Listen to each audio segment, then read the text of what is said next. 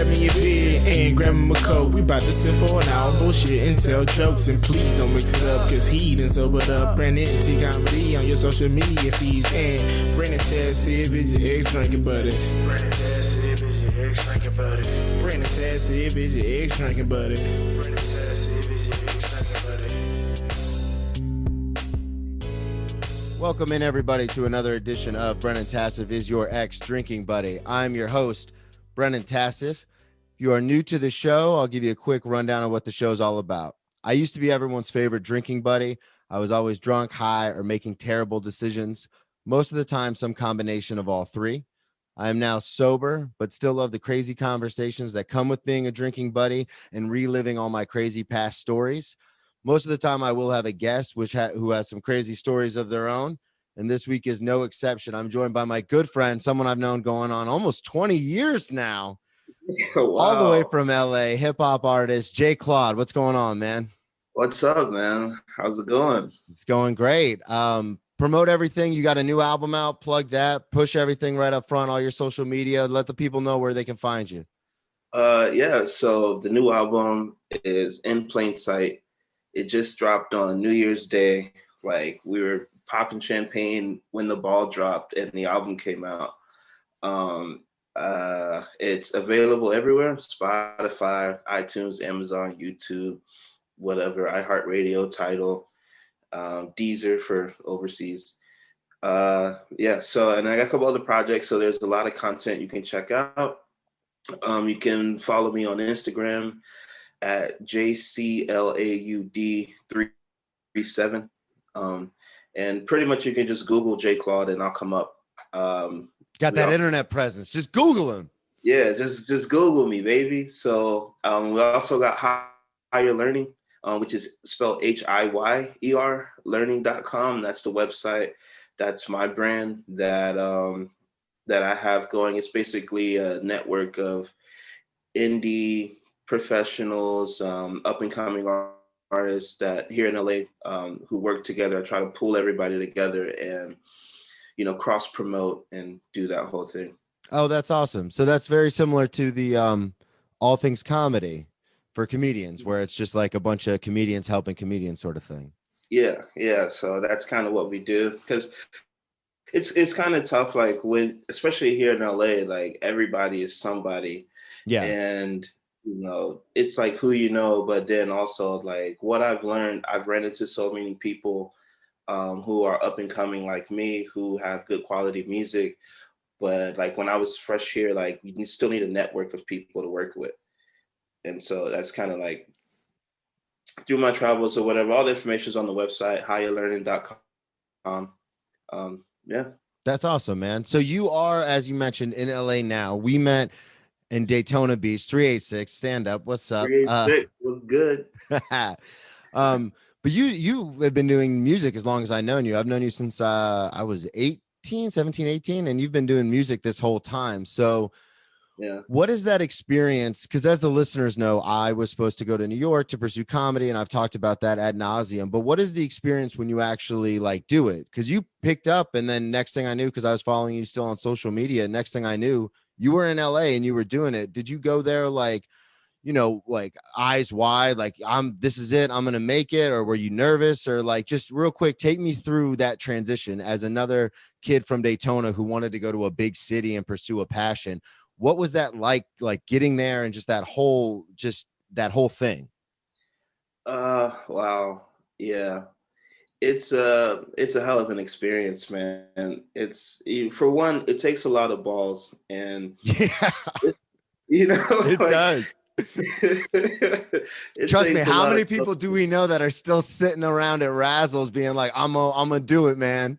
Yeah, like, oh, I'm the next thing out. Like, dude, like once you realize, and I tell people this whenever I get a chance to go back home and I get to talk to like some of my younger cousins and people, I tell them, like, remember, like the world is bigger than your block.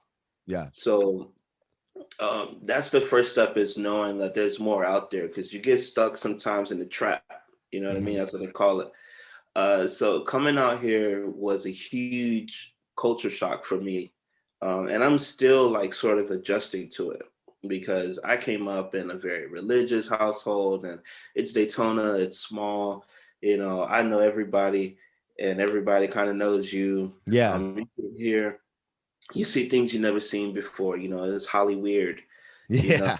So I was seeing things for the first time, I'm having conversations with types of people I've never met. I'm seeing concentrated amounts of different ethnicities in one place that I've never even been around. Besides watching on TV, I don't know anything about their culture. Yeah.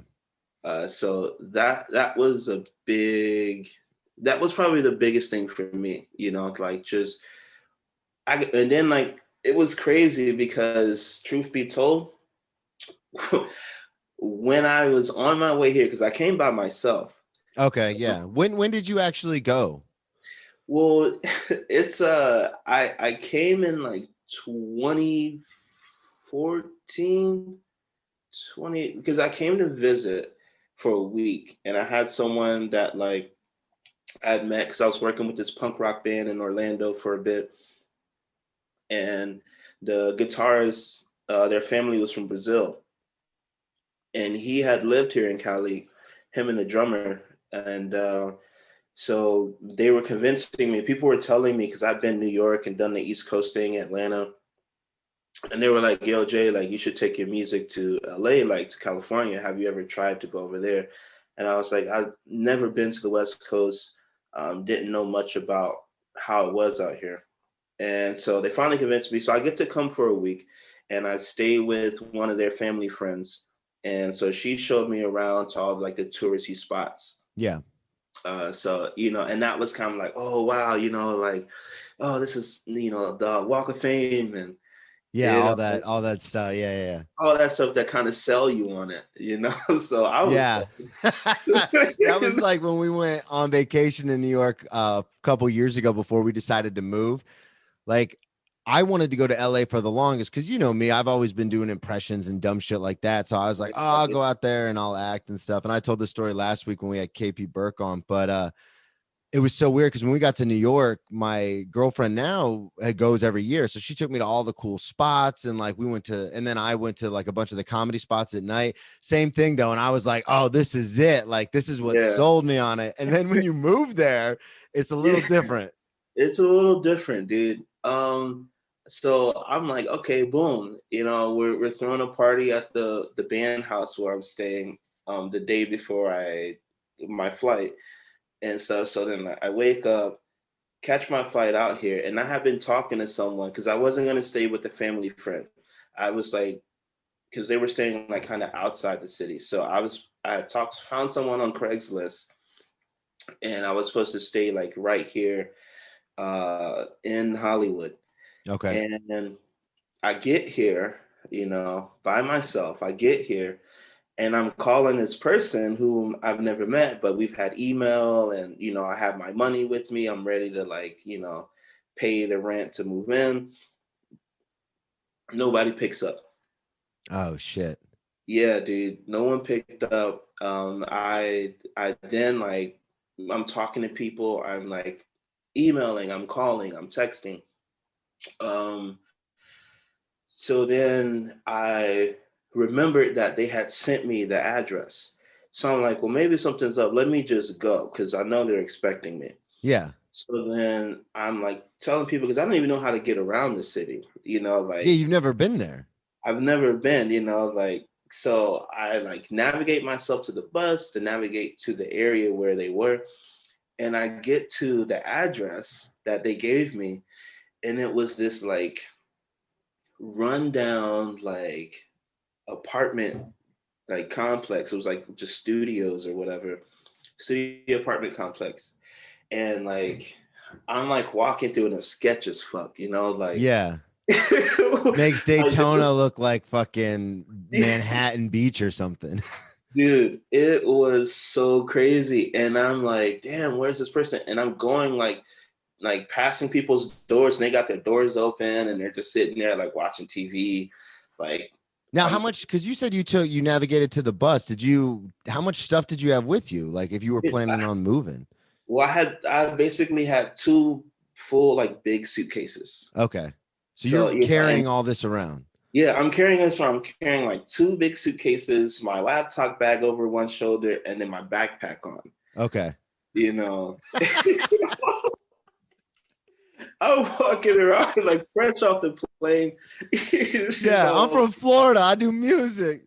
Yeah, like it's going down. Like I'm here, baby. Like Where's everybody at? You know what I'm saying? Like y'all didn't know. So like it's crazy because I didn't find that person. So shit. Yeah, I didn't find that person. So then I go back to the airport. So it was a really rocky start. I go back to the airport and I end up sleeping there like for like 2 days. I slept at the airport with my stuff while I was trying to find another place to go. Yeah. So that was that's how it all started. Welcome to LA. Yeah. Where dreams are born, or dreams are made, I should say. Yeah. You have to sort of can't let this town will like chew you up and spit you out, like they say, but you got to be tough, you got to be strong, and you got to have that drive and the will. Well, and that's the thing too, we talk about a lot on this podcast, be it with comedians or other musicians or anybody who's chasing a dream. It's weird because there's people who do it as a hobby, and you and I know a lot of those people from Daytona and Orlando and the different places we've lived, where it's like, no, it's a hobby. But then there are people who want to do it for real, and those are the people where it's like, it doesn't matter what happens, like I'm still going to do this. And that's a weird thing that it's hard to translate that, I think, for a lot of people, because I've got people in my family who just work normal jobs and they've got their family and they're cool with that, and it's like, well, yeah, but I'm doing something else.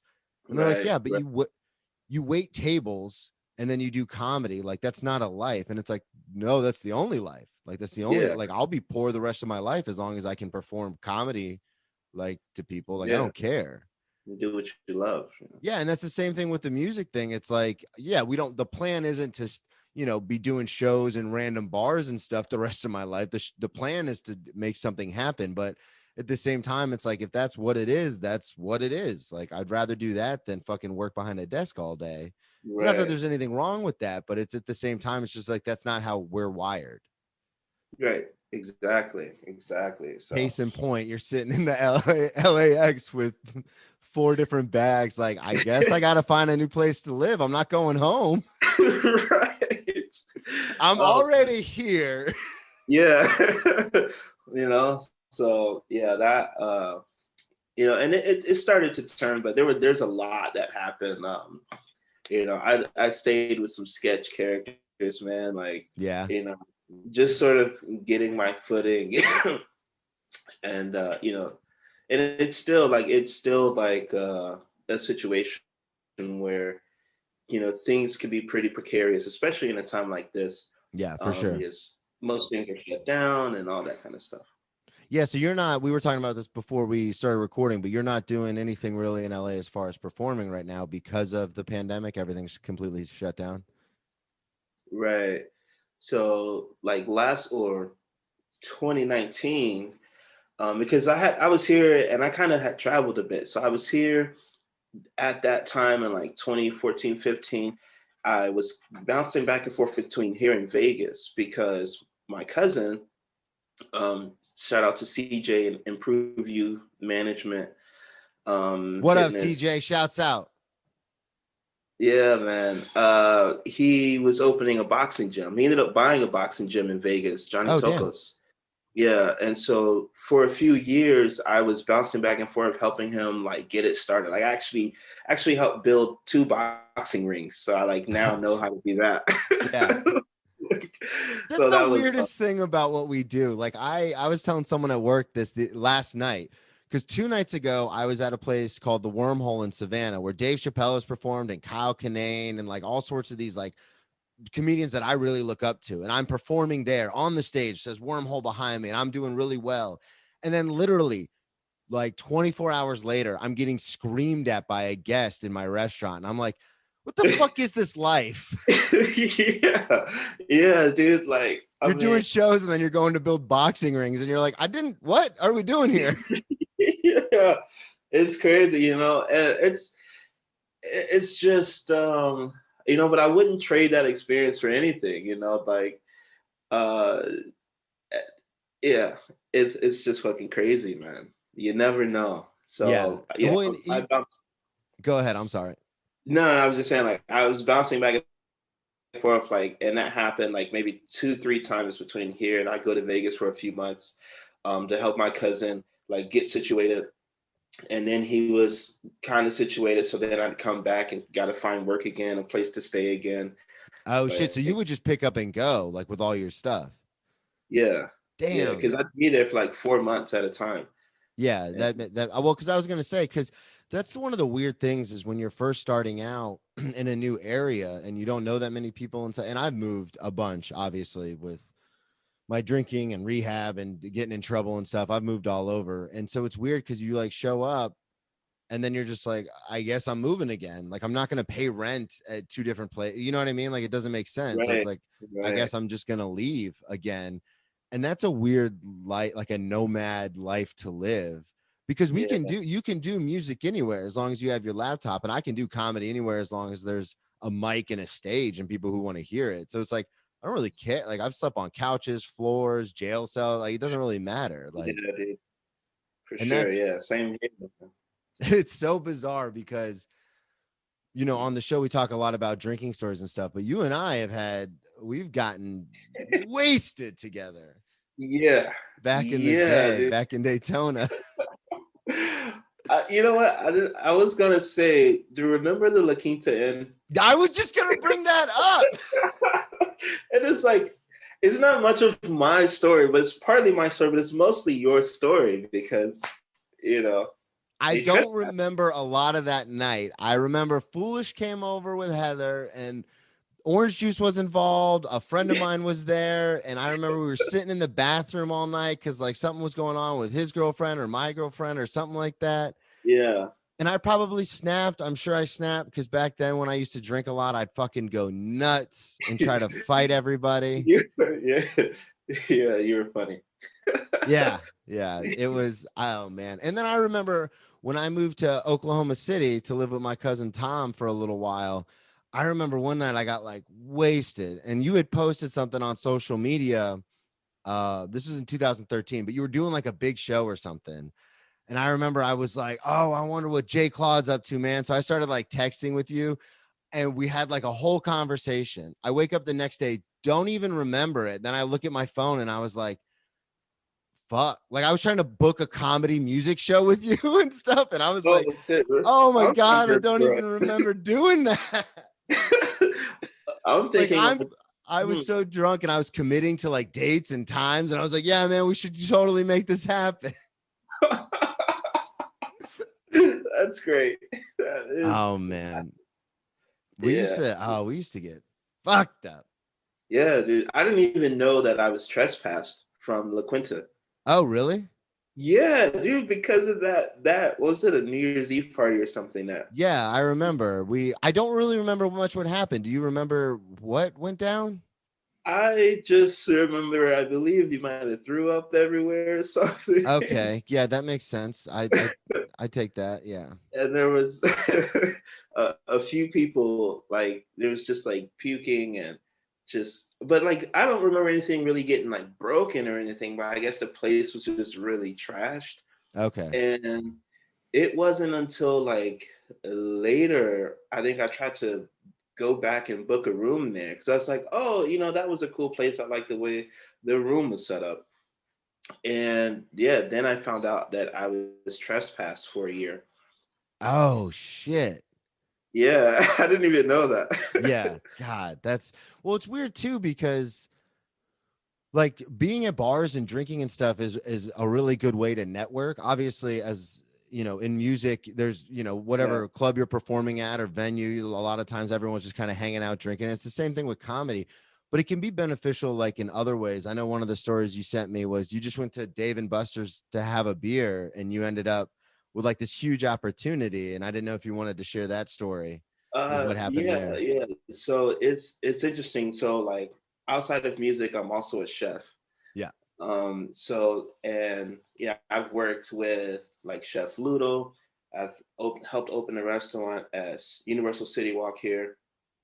I've worked for some prettiest people that have worked for Gordon Ramsay. It's kind of like how I didn't go to culinary school, but obviously the restaurant and service industry is like hand in hand with entertainment because the schedules can be flexible and I things tell like people that that, all the time. But I mean, I've worked with, all kinds of people. So I was working at the Hollywood Bowl here, and that's like a performance venue, but I was doing like working in the kitchen and like doing the food for like, I think we had like Mary J. Blige perform and stuff. So Oh shit. yeah, just kind of just staying around it any way I could, Yeah, for And sure. I'm at Dave and Buster's. It's Thursday night football. I believe it was a Raiders game. 'Cause I'm a Raiders fan. I remember you had that old Moss jersey. Yeah. So go Raiders. Better luck next year. So I'm sitting there, and I'm at the bar, and this guy comes and sit next to me. And so like after a bit, you just start talking to people. Yeah. I'm always like just, I would go and just talk to people, whatever.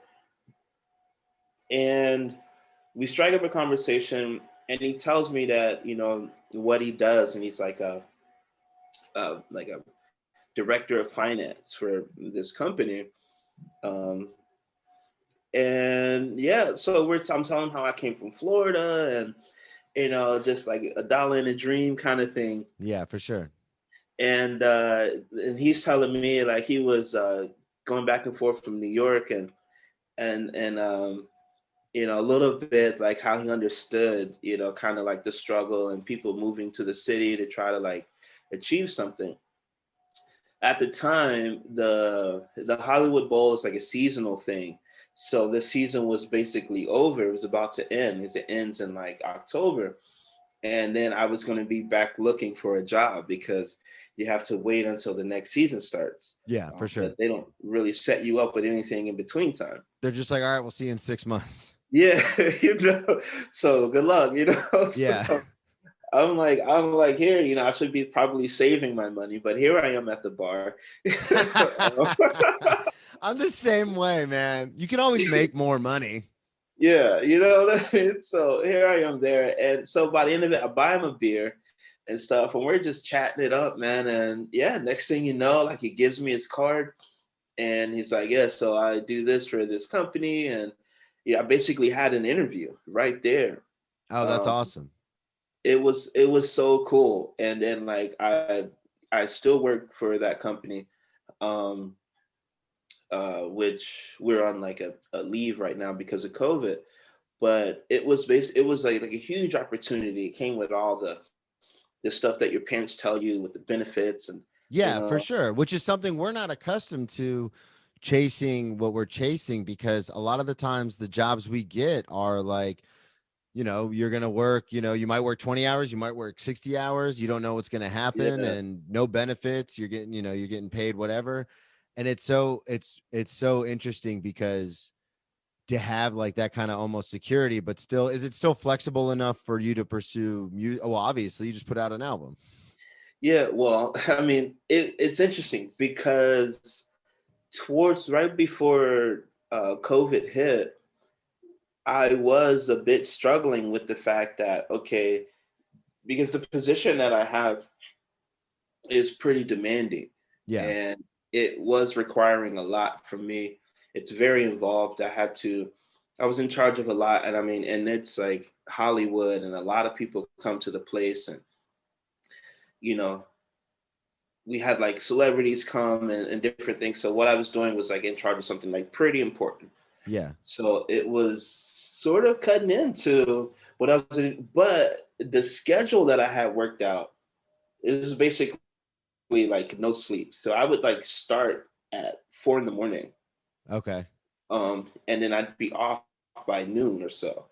So that allowed me to like still record and stuff, do afternoon stuff. But in 2019, when I was doing shows still, I would do a show at like 11 at night, and I'm getting out of there. I'm literally like getting off stage. I'm taking off whatever I wore to perform, and I'm going to work, by Oh this yeah. time, Yeah. so it was definitely a special kind of grind, to hold a position like that and still, chase my dream.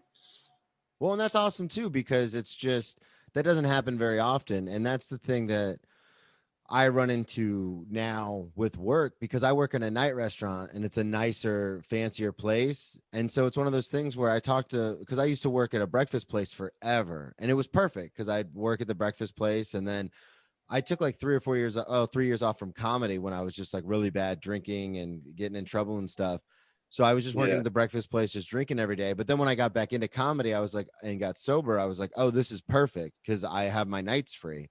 And then I got Yeah. a job at a fancy restaurant just for a little extra money. But then it turned into one of those things where it's like, well, I can take off a Friday and Saturday, or a Thursday, Friday, Saturday to do shows, but then I'm going to miss out on like $1,200 Right. working. So then it becomes this weird balance. Like it's nice because I can take off. They're very cool with my schedule and I can kind of take off whatever days to take off for shows. But I much more prefer shows that are like one nighters in the middle of the week versus like runs for the whole weekend. Cause then it's like, Hmm. I'm a feature. I'm only going to get paid $75 a show. So for the whole weekend, I might make $300, $400. It's like, or I could Gotcha. work and make $1,200 in 3 days. Yeah. Yeah. That's oh man. But I That always that end up taking the shows because I don't care. I don't care. You know what I mean? You can always make more money, like Yeah. I said. So it's always like, I always end up at the show. So it's cool that you were able to kind of like, I mean, it's a shit schedule, but you're still Yeah. like, no, this is, but again, that goes back to, this is just the schedule. Like Yeah. it's not like, oh, well, you should just quit music or, oh, you should find another job. It's like, no, this is just what it is at right now. Right. Right. It's just and I mean, and obviously, I mean, it's fucking LA, so like it's not cheap to be here, Yeah. you That's know? the other thing, man.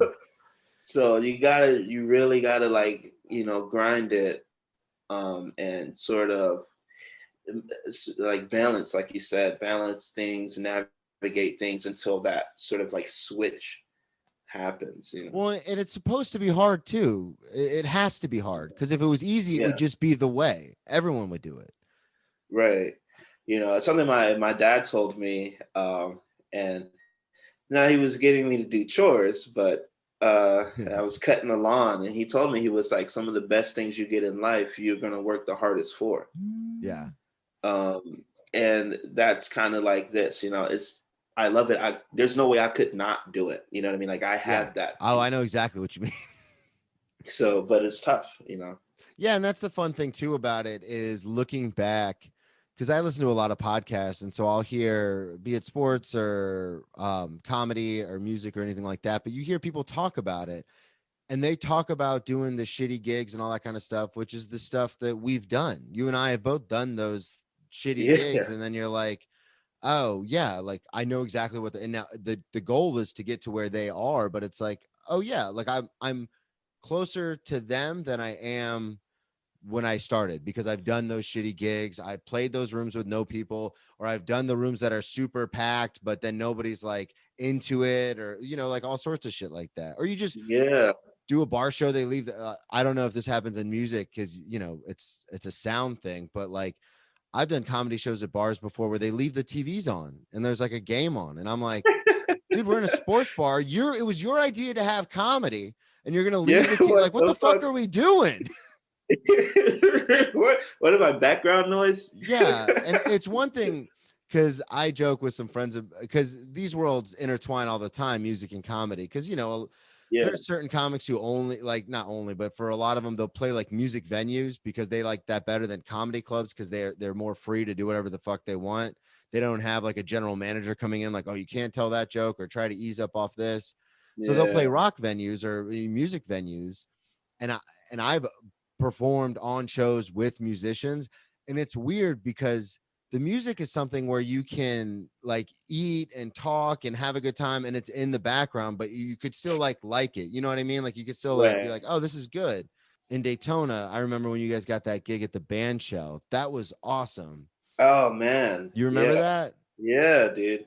Yeah, because so for people listening, the bandshell is a very large music venue. It's an outdoor, almost like an amphitheater. And I remember that kind of just happened happenstance. And you called me or texted me, and you're like, "Hey, we're doing this show here."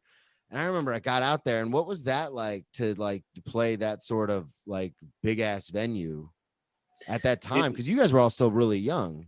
Yeah, I mean, like a lot of like, wow, that I like kind of forgot about that whole deal.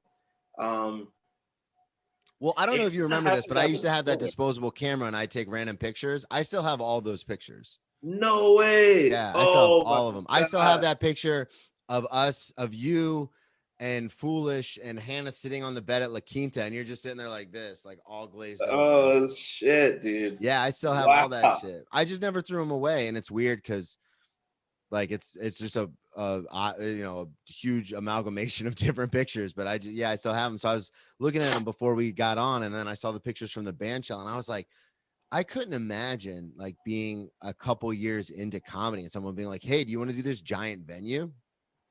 Yeah, man. And it was with the Arena League. Uh, what was it named? There was the Arena like football league, like Yeah, one of those random like regional football, indoor football yeah. things.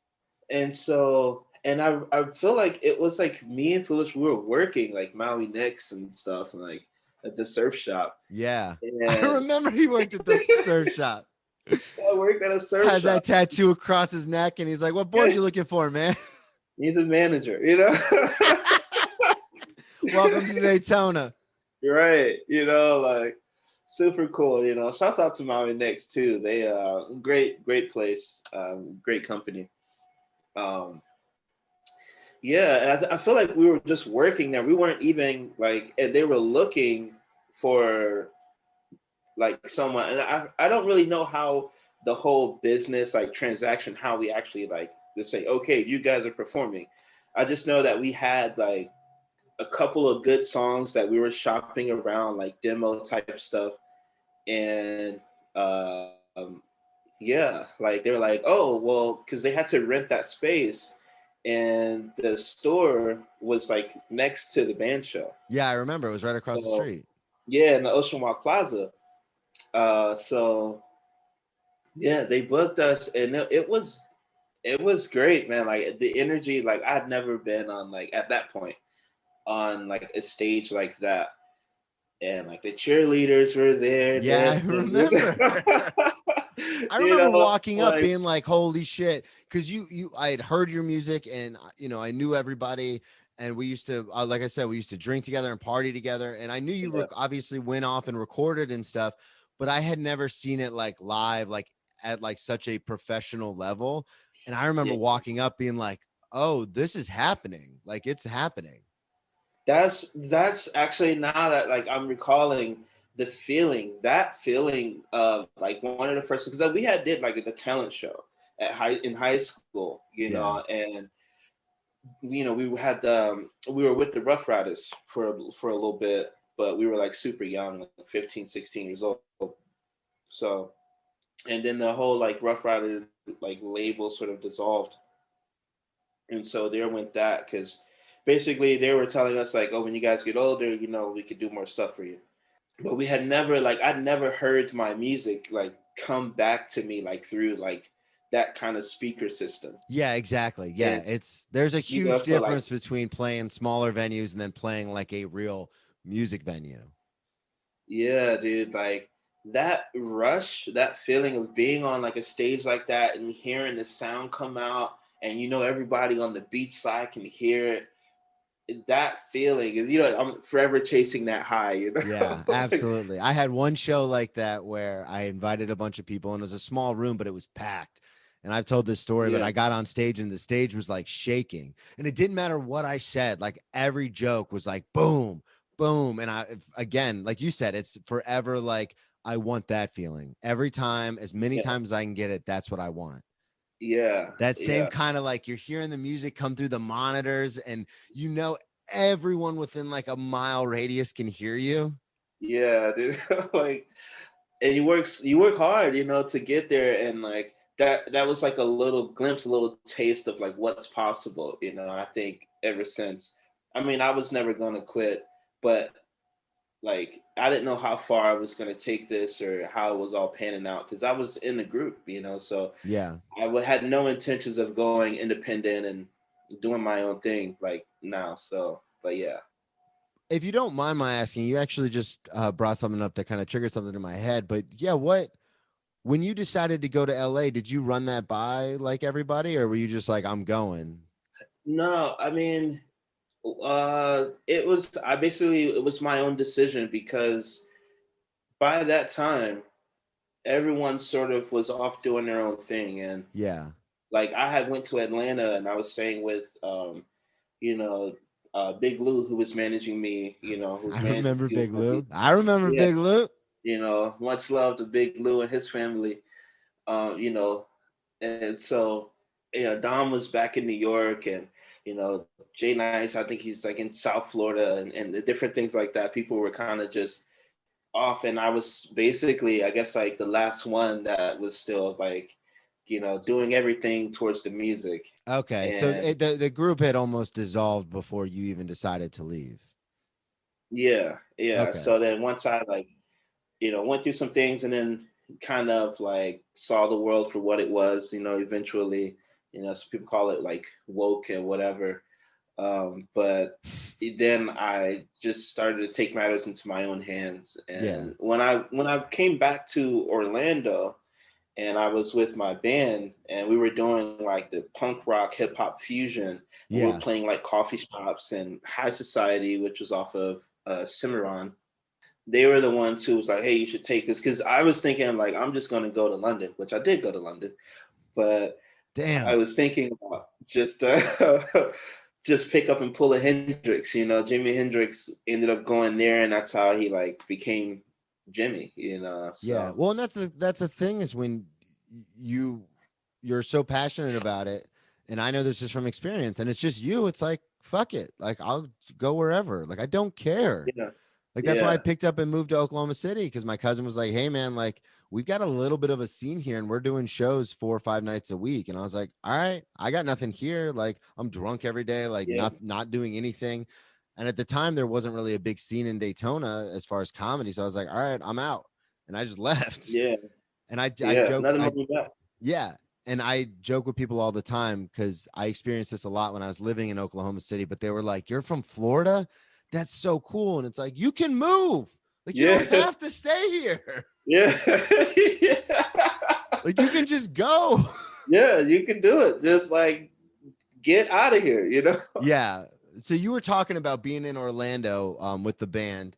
I wanted to bring this up because this is so funny. You had sent me this story. The Sausage Castle is something I am familiar with. Only Oh, because longtime guest Marcus Crespo, who I feature for a lot, he one of my best buddies. We have a little comedy trio, the Clam Jam, and we go on tour and stuff together.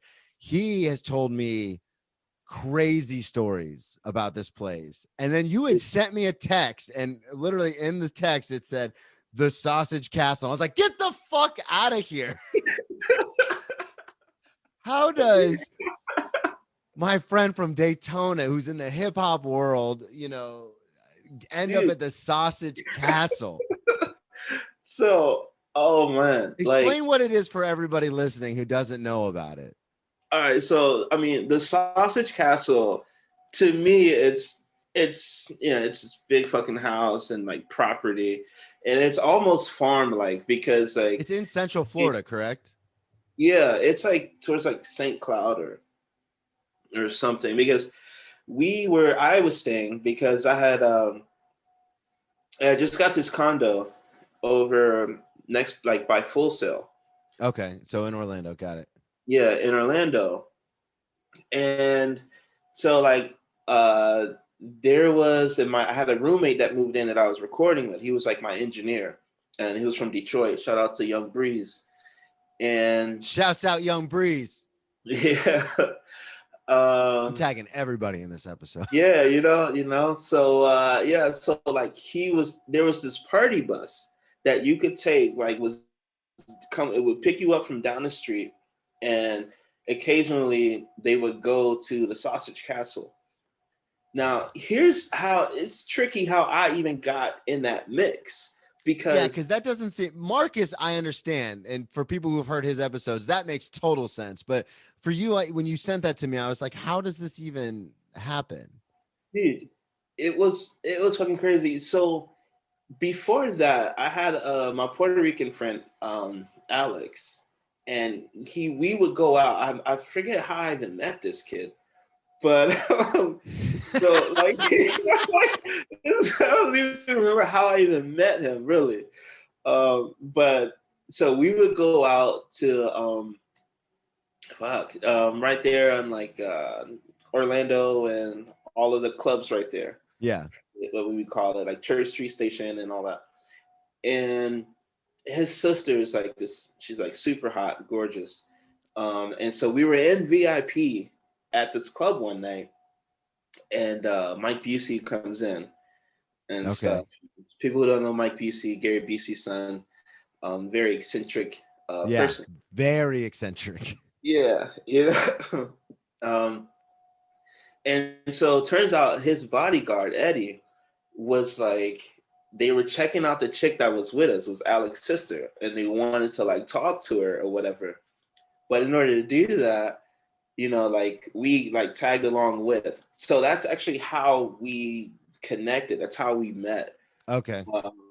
And so like through that, so then I kind of like knew him, and I would see him in VIP different times I go out.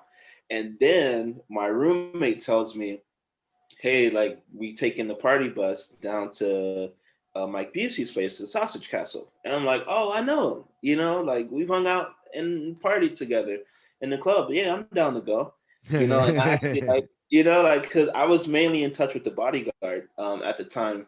And I still like try to reach out here and there to him. And so I'm like, yo, like I'm coming through.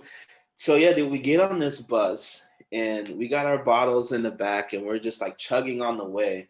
And it's just a bunch of college kids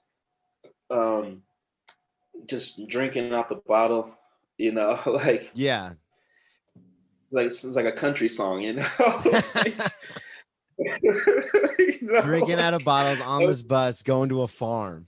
Yeah, So we get there, and I don't remember much. Like, I remember coming in, there's like drawings all over the wall. There's like in there, they've got like these, well, I don't know how they have it now, but at the time, there's like little like penises drawn, like painted all over the walls. Oh, wow. Yeah, dude, it's a freaking like visual like craziness. And I just remember like I'm walking through and I'm wearing my Gucci shoes, dude, and I had just used them for a photo shoot. And I'm glad. Good thing you got those photos. Yeah, I'm glad that I did the photo shoot first. Yeah. And I'm like walking, and I vaguely remember, because at this time I wasn't blackout yet. I was like, yeah, there's that weird space in between blackout and really drunk where you can piece it together enough. I stole a car one time in that weird space. That was in Daytona. And then the guy who pulled me over was a buddy I played high school football with. Wow, damn. Yeah. I didn't steal it. It was a friend's car, and he went inside to do something, and I was like, he's taking too long. So I jumped in and started driving. But that was in that, what you're talking about, that like kind of brown zone, not blacked out, but not cognizant. Right. Yeah, exactly. And like I remember I'm walking through, I'm like, I find myself outside, and he's got like pigs running around and stuff. There's a pigsty. I cannot picture you outside at a farm like with wild or with domesticated animals all around you, dude. And I'm like not dressed like. So no, you're wearing Gucci shoes. What do you mean? You're not dressed at all for this. Yeah, dude. Like, and I'm freaking like I'm walking through the mud, and at some point I'm mashing through the mud. And then I guess I like walk out of my shoes because they were getting stuck. And I remember I'm like, when I come to again, like I'm back like with people, but no shoes on. So you just kept going. I just kept going, dude. Walked right out of him and kept going. Yeah, I just kept going. Did you find them? Did you go back? Like what? So what happened? So you end up next time you like can remember you're around a bunch of people, no shoes on. Then what happens? You go back into the blackout, or what happened? Yeah, I go back into the blackout, and I wake up because I don't remember anything. But apparently, obviously, got home safe. Yeah. Um, Oh, so you wake up at home. You don't like yeah, pass out at the farm. You wake up at home. I wake up at home. Okay. That's always And so weird when you travel in a blackout because it's always like, how did I get here? yeah, yeah. You walk outside. I remember, I don't know if you remember when I had that house by the beach. There were so many mornings when I walked outside, and this is nobody should drink and drive. That's very bad. But there's so many mornings when I walked out and my car was like half in the driveway, half in the lawn. And I was like, okay, cool. I guess I got home. It's like that scene out of Old School. Yeah. After the party, after the Mitchapalooza. Yeah. Oh my God. So many nights. Yeah. So you wake up at home. Do you have your shoes? What's going on? I didn't have any shoes. I still had my socks on. So I was clothed just minus the shoes. Covered in mud? Covered in mud everywhere, just dirty. Yeah. Just really just dirty. I don't know. And I'm laying because it was the condo I had, it was upstairs, downstairs. So my room was upstairs. So I wake up and I'm literally laying on the stairs. Oh, I didn't even make it to my door. I passed out, I'm on the stairs. I don't know how I slept like that. You're inside, you're good. As long as you're in the house, everything's good. Yeah. I was good. My roommate was on the floor downstairs and we both wake up. It's like, how did we get home, man? And it was like, whoa, dude, that's crazy. We're glad we got home, but who the hell got us home? Yeah. Yeah, because you took the bus there, so you didn't apparently party bus. I'm guessing we somehow maybe in our blackout state partied back onto the bus, and then the bus came back and dropped us off, and where the bus would pick us up and drop us off was the same spot. So it was basically 2 blocks from where we stayed. And just muscle memory, just going. Yeah, pretty much. Walking home down the street, covered in mud, no shoes. Yeah, dude. What happened to the shoes? The world may never know. You never went back? I never went back. I never even I chucked it up. I'm like, those shoes are lost outside in the mud. Charge it to the game, I guess. God, I'd be calling Busey. I'd be calling the bodyguard. I'd be calling everybody. Hey, you guys got my shoes? Yeah, dude. Man. Damn, I still can't get over you in that environment at all. Dude, yeah. I mean, and it was crazy because some of the kids that we were there with, they were I had played a couple shows around at a coffee shop, and there was a hookah lounge called High Society that was close to where we stay. So I had seen some of them. So on the bus, they're like, oh shit, J-Claud's here. And I'm like, yo, what's up? Yeah, that's the best feeling is when people are like, yeah, that's cool. Yeah, that's, oh man, get on the bus, going to a farm, and people are like, man, it's J-Claud, what's up? And you're like, I don't know, just going to a farm, man, I guess. We're going to a party, Yeah. Pass me a bottle. So speaking of partying, maybe a little too hard. Yeah. I wanted to save this story for last because this is something that I would definitely do. I have done before, between getting in fights and just getting out of control a little bit. But your timing on this is exceptional because of what you had going on. Tell the story about you were in Daytona. You had to get to Tampa to open for Flo Rida, and craziness ensues. Tell that story. I want to hear that story. Oh, man. Set the whole thing up. So when you sent it to me, you said you were living in Atlanta, but you happened to be in Daytona. Is that what was going on? Yeah. So I was staying in Atlanta, and now here's another part about the story too, is I flew in and I had just for the first time smoked California Kush. Okay. So it was my first time, I'm I'm a rapper now, Yeah. I made it. You know, Fuck like, the band shell. I got California Kush now. you know, like I got that Cali bud, you know what I mean? I'd never been here yet still. Mhm. So, you know, and I mean, like, dude, shit was, they were calling it like Fruity Pebble. Um, and I actually brought some with me through the airport, but Oh that's, Jesus. I don't want to, you know, Oh talk yeah, about we've had a guest on here who talked about he forgot he had shitty American cocaine in his bag when he went to Colombia. And it was fine going there, but then coming back, he told the story about them being like, "No, you're in Colombia flying to Miami. We have drug dogs everywhere." Yeah, yeah. Like I didn't even think about it because it wasn't a lot, but you know, it was enough. And so I was, so that's kind of Yeah, like, so you fly from Atlanta. Do you fly into Daytona or Orlando? I fly into Orlando Okay. and Harry Potter picks me up. You know, Shouts remember out, man. Adrian, you know, that's my dude, man. You know, love that guy. So God, picks I me up, forgot about that. And I got pictures with him. yeah, man. So we come in and they were staying in the same complex where me and Hannah stayed. Oh shit. Yeah, they were staying like just like around the way a little bit. So it was like Damn. him, um, Ty, and like the some of the whole like crew. Yeah. And Wow. so, Holy shit. Blast from the past. yeah, man. Tease up. Bang bang. What's up? You know what I mean? You know what I'm saying? So it's Halloween, God. and I have so and many pictures from that Halloween party we had at that same complex. But anyway. oh yeah, man, those are great. Yeah. Uh, man, still like I haven't been able to top some of those parties yet. God, they were Uh, insane. so like I really should have just went straight to Tampa, Yeah. but So I had set up. I don't mean to interrupt you, but set up because for people listening, it's weird because being in the entertainment business, it's like these things don't just happen. Like, I mean, sometimes they do just happen, but how did it work out where you're going to open for Flow Rider? Like, how did you have that set up before you came here? Were you coming in town just strictly for that? Like, what was going on?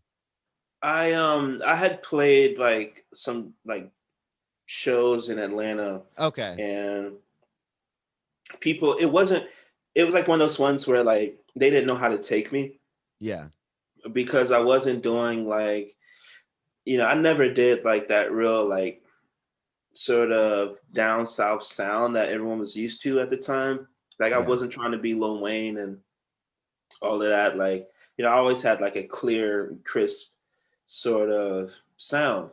And one of the guys at, I think, I don't, it was like a bar kind of thing I was doing, and the crowd was just staring at me. It was the first time I performed. I had this song called Ride. You know, it's like, oh my gangsters ride, bangers ride, you know, Yeah. Yeah. hustlers ride, slangers ride, you know, and like people were like just, I guess they were just shocked, you know, and Yeah. I was up there by myself. I got off and one of the guys was like, hey, like, there's something going on in like a few months or whatever. I forget how the timeline works, but you know, it's Flow Rider. If you go to this thing, you can possibly open up for him. Okay. So somebody saw you and then booked you for the other Yeah. event. Okay. And Cool. I was like, oh, okay, well, you know, Florida, that's where I'm from, and Yeah. this and that. And that's why So we play those shitty shows because you never know what could happen. yeah. You know, I feel like this probably was just a guy in the bar having a drink and watching some live music and, you know, stumbled across me, I guess. Because nothing really came after that, you know, like I Okay. did Yeah. it, but to go back. So I say to myself, I'm like, all right, well, I'm going to go, but I'm going to stop in Daytona. And I Yeah. worked the whole thing out. And I'm like, then I'll drive down to Tampa and, you know, I'll be able to do like, it was basically like an audition to open. Yeah. Okay. So you fly to Orlando. Harry Potter picks you up. You're hanging with the whole crew. You think Yeah. I should probably just go straight to Tampa, but what happens? So I stay and it's Halloween and we're like, all right, well, since I'm in town and it's been a minute and we're smoking on some Cali bud. Yeah. um, so we're like, let's go to Razzles. Yeah, razzle dazzle, So baby. yeah, you know, so we How go to many days Razzles. before the show is this? How many days This prior was to two did you? days, like Okay. 2 days before I was supposed to be in Tampa. Okay. And we go down go. to Seabreeze Boulevard. Always a good idea. Always a great idea. Yeah, always. And we go in, everything's fine. So I'm in there, I'm chilling, I'm feeling away, because like I'm in town, I'm about to do the flow rider thing, Yeah. I'm swagged out, you know what Yep. I mean? Like I think I was just shopping in Atlanta, so I had like new clothes that, I'm like, The I'm gonna kid put is these back. clothes. I'm not here. I'm not moving back home. I'm just here I'm working. I'm Yeah, working what I'm right now. saying? Yeah. I know that Like, feeling. so so I'm stunting a little bit. Yeah. um so the drinks are flowing, and this chick comes, I'm dancing with this chick, and so she invites me into VIP. Okay. So I go into VIP with her, and I'm there for a bit, and I'm like, but yo, like my friends are still like down, they're not up here. So I want to get my friends into VIP. Yeah. So, and I'm pretty drunk by this time. So, I'm pretty drunk with all the confidence in the world. Yeah. I'm about to do a big show. I'm having some drinks. Man, we're in Daytona. This is my town. Right? Yep. Like I pretty much made it. Fuck out of here. Yeah. Who the fuck are you, man? You know who I am? So I feel like talking to a guy who became a bouncer right out of Seabreeze and has never gotten another job. You're like, man, fuck you. Yeah. So I grab my friends and I'm like, all right, I'm about to get y'all in VIP. And so we come back and the bouncer lets me up, but then he doesn't let them up because they didn't have the wristband. Yeah. Because the chick gave me one, but I'm like, well, shit, they with me, they come too, Yeah. And so he stops them. So then I turn, I'm like, whoa, like they with me and stuff. And so I'm talking to the guy and he's like, sir, calm down. Just chill out, like, man. Don't tell me to chill out. You chill out. What's up? So so I'm there and I'm so I'm so out of it kind of that I'm talking to him and then I'm motioning for my friends to sneak behind me. Like fucking Scooby-Doo. Like right in front of him.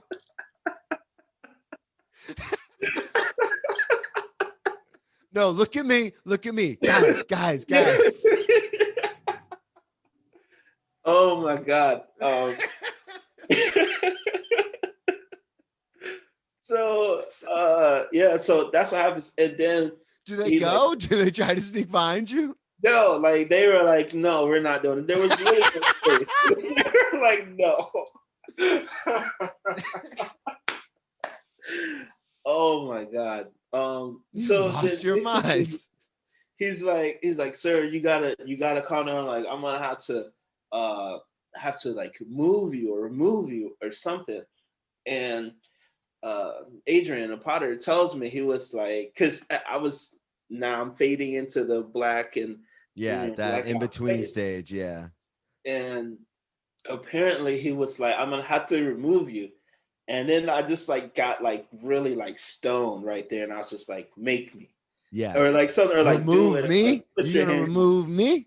Yeah. I was like, there's those weird words that you hear like when you're in that state that you're just like, no, fuck this. Like it's on. I remember one time I put my head through a guy's window because you would have been proud of me, man. He was trying to talk to Hannah and I didn't like the cut. I didn't like the cut of his jib. And he was just like, come on, man. Like, and as he was rolling up his window, the short version, as he's rolling up his window, he goes, well, fuck you, Frosted Flake. And I was in that halfway in between stage and just hearing fuck you, Frosted Flake. I was like, I can't abide this. Like, this is, so I turned and I put my head through the guy's window and I went, I can't hear you.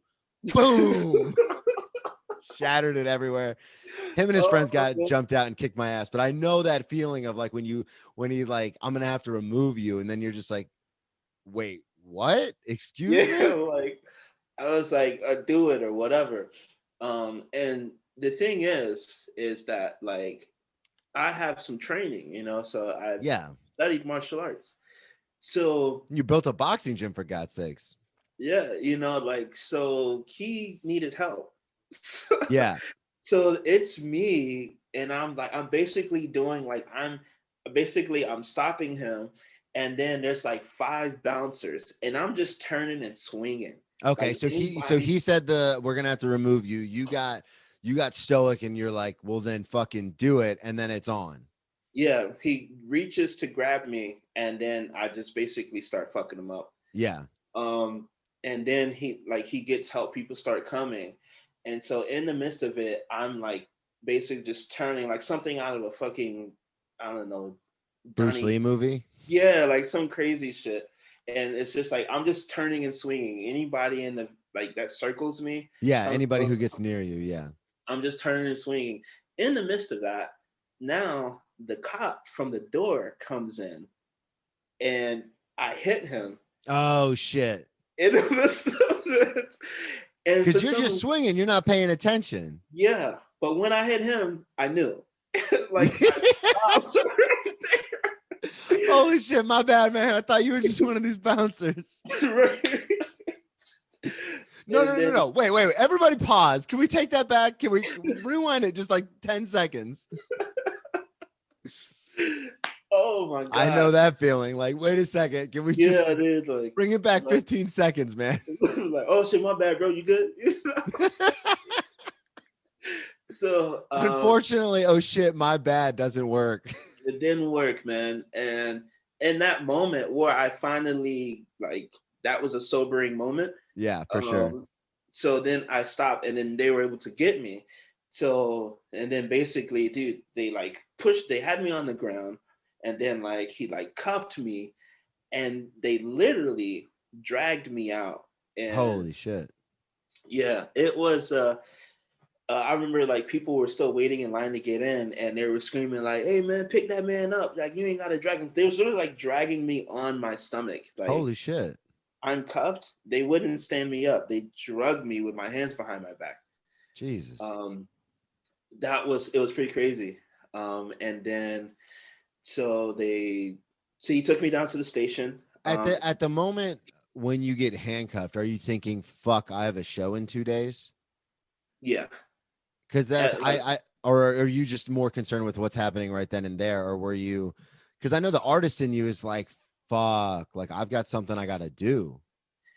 Yeah, at that moment I started like, I'm like, all right, like how am I gonna get out of this? Yeah. And I mean, I'm still like pretty hyped, and my adrenaline, I'm trying to like calm myself down. But then like they were making it worse by the dragging part. Yeah, for sure. And so, I mean, it's a club, people get drunk, shit happens. Like, yeah, like that's the thing too, is it's like it's so weird because it reminds me of that scene in Boondock Saints, which I know you've seen, where he's like, the Russians come back to the house, and he's like, it was a fucking bar fight, asshole. Like we don't need to make this big of a deal of it. And I've been in plenty of fights where people go over the edge, and it's like, dude, like we're just a couple of guys like fighting, we're basically wrestling around. Like you don't need to fucking break, destroy someone's car, or threaten their life, or like pull a gun, like especially when people like pull guns and shit. I'm like, dude, that's not what we're doing here. Like we're just trying to like calm down. Yeah, man. We're just hashing it out like a couple of men, Yeah, exactly. So then now you're getting arrested, you're in handcuffs, getting drug out, and what ends up happening? Like what what happens next? So it's interesting because like he takes me, and they're trying to like figure out, like, obviously, like I don't have a record and stuff. So they're like, this is like, outside of my character. Yeah. And so I go to the station, but then like the cops at the stations were being like, it's straight assholes, man. And so it like amped me back up. So then I'm like talking to them like, fuck you. And like, you know what I'm saying? Like, you know who I am and stuff like that. And ironically enough, I saw a couple of my cousins in there when they know who I am. So I was like, I got family in here. Like, I'm good. It was good. Oh, so they were on the other side? They were working? No, they were, they were. Oh, okay. All right. Yeah, I thought you were like, oh, hey, process that paperwork, man. Let me get out of here. Yeah. Well, the thing is that one of my friends had, I think like his mom or somebody worked in the jail. Okay. So that is what happened. So like, and are you in a Daytona holding cell, or are you in the Volusia County Jail? I'm in the, what was it? It was the one up 92. right? Yeah. Okay. Yeah. So that's the jail. That's the Volusia County. That's the actual Yeah, jail. yeah, I was there. So um I'm in there and like I'm like shit, like what the fuck am I gonna do? Like, I gotta be over there. I'm thinking about how much money do I have left, like all of this stuff. Yeah. Post bail And or something. Do something. yeah, and it was like the craziest, like coolest thing, I guess. Is one of my friends, like a parent or somebody worked in the jail and they knew the situation. I'm just trying to get my friends the VIPs where it all started. Yeah. You're You just know being what a I mean? good friend, man. Yeah, I'm just being a good friend. So the story gets passed up, and the next day, Who do you I, call? I'm just so fascinated by this because I've been arrested 8 times now, and so it's so fascinating to me. Like, it's not as easy to get a call out as people think. Like, and you have to know the number. I don't know how it is in Volusia County, but like, you don't have your phone on you when I was getting arrested in Broward and Palm Beach and stuff. Like, you have to know who to call. So right. who did you call? Like, how did that work? I honestly, I didn't call anyone Oh, so because Harry Potter. yeah, thank God, like him and Kira, Okay.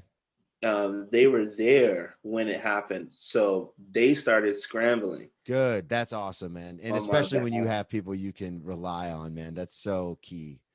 Yeah, they started scrambling on my behalf, and so they passed the story along, passed the word up.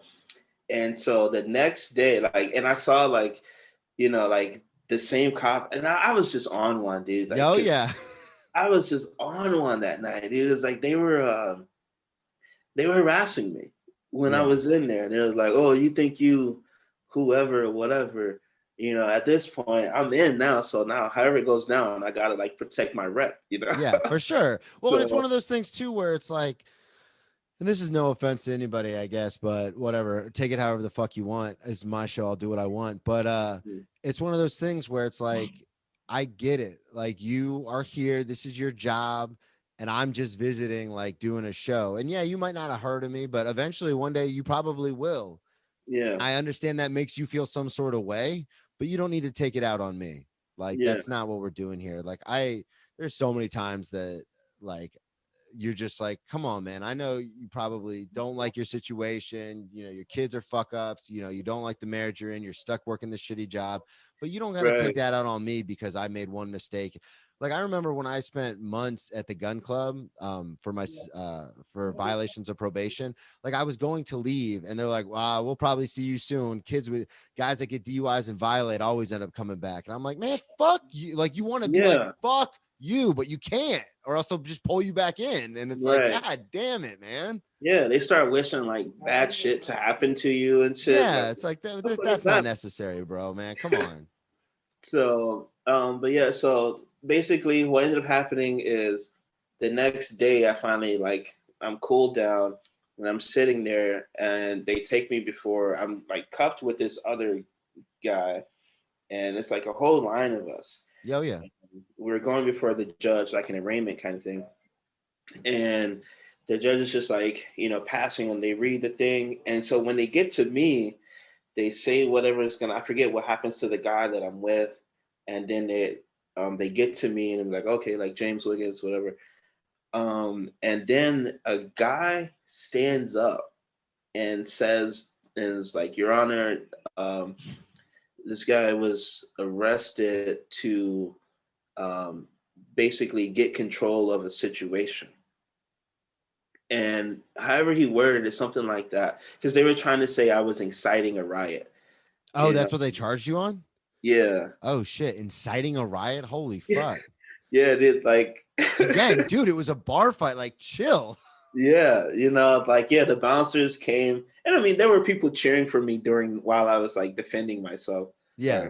Like, obviously they're like, damn, that dude's taking on bouncers. Yeah, we love to see that. As a patron of the bar or the club, I'd be like, fuck yeah, fuck them up. Yeah, So but yeah, so when however he said it, and so that's how the judge let me go.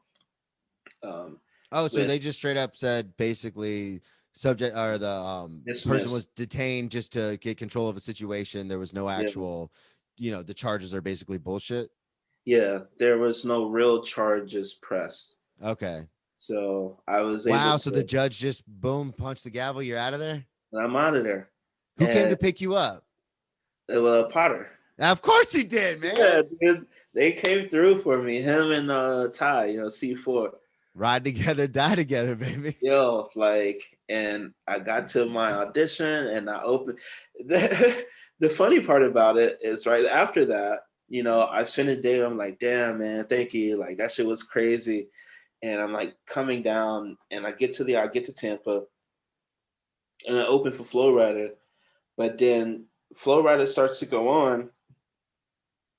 And then something happens where the club that we were playing at, the people didn't pay him. We're sitting in VIP. Yeah. And then something happens there between his camp and the venue. Oh shit. Yeah. So the guy who was running the thing, this is crazy. Afterwards, he come because we were supposed to get paid some money for that. Yeah. Doing a show. Yeah. Yeah. You know what I mean? I was supposed to get paid some money. And I'm in VIP. I'm like, man, what the fuck is this dude, man? The shit is about to close. It's over. I don't even know where to go, in the back or who to talk to. And I'm by myself. Yeah. A lot of times, most of the things I do is just me. And the guy finally shows up and he's all beat up. Oh shit. He's all beat up. And this is the club manager. Yeah. And he's like, man, the Flow Rider people, they jumped me. Or that's what he said. I don't know. They jump you, or you weren't gonna pay him his money. Exactly. Those a lot of those club managers are scummy as shit, man. There's so many shows I've done where it's you're gonna drag your feet, hoping I leave before you pay me. Get the fuck out of here. Yeah, dude. So he didn't want to pay, and he didn't pay us either. And I felt bad for him because, you got the shit kicked out of him. Yeah, I was like, all right, man. I think it was only gonna be $100 or something, but yeah, I was looking forward to that money because I was blowing money in the club 2 days ago. That's awesome, man. That's a fantastic story. I love shit like that because I know that feeling of fuck you, let's do this. Yeah, man. That was interesting. Oh man. Well, plug everything one more time. Let everybody know about the album, where they can find you. Let me know. Just let everybody know. Yeah, so In Plain Sight is available now, streaming on all sites, sources.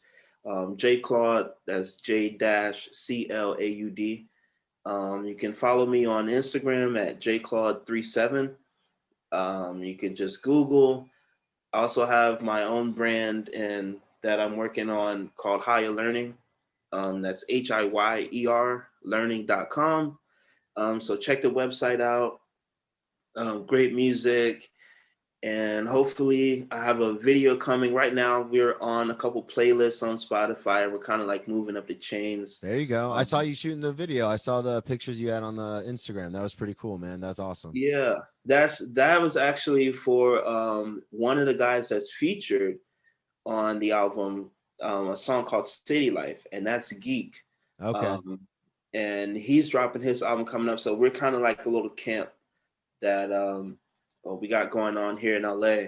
So we're going to be shooting a City Life music video coming up, hopefully, if they relax some of these COVID restrictions. And so we're just going to keep an eye on it.